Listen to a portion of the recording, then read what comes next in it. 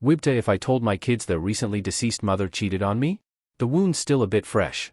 A month ago, my M46 wife F44 of 22 years tragically died in a car crash. Cynthia was one of those drivers that loved to stare into her phone, and unfortunately this bad habit caught up with her in the last week of January. I was pretty devastated when the police showed up at my door and told me she had a fatal accident, and I wanted to honor her somehow.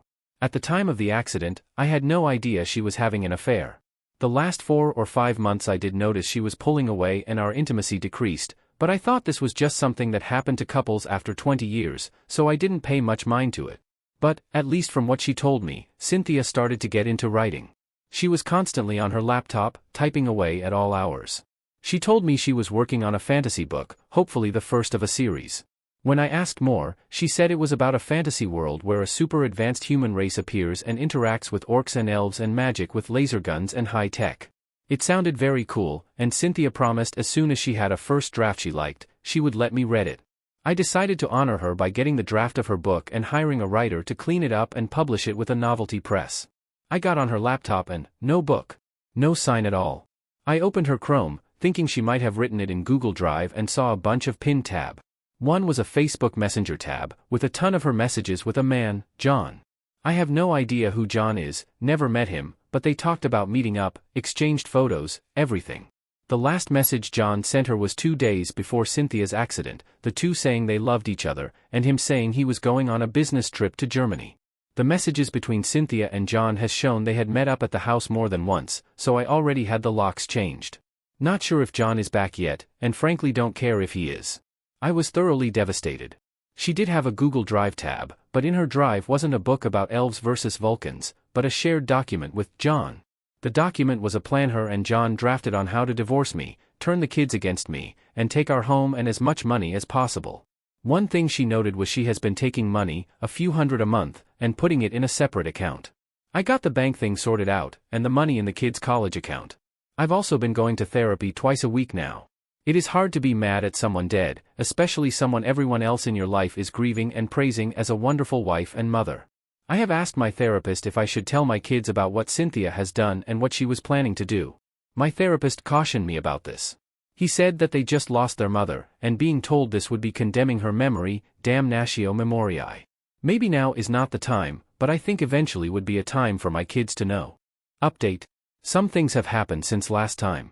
To answer some questions, I have gone to the bank and got control of Cynthia's account, and transferred the money into a savings account for the kids.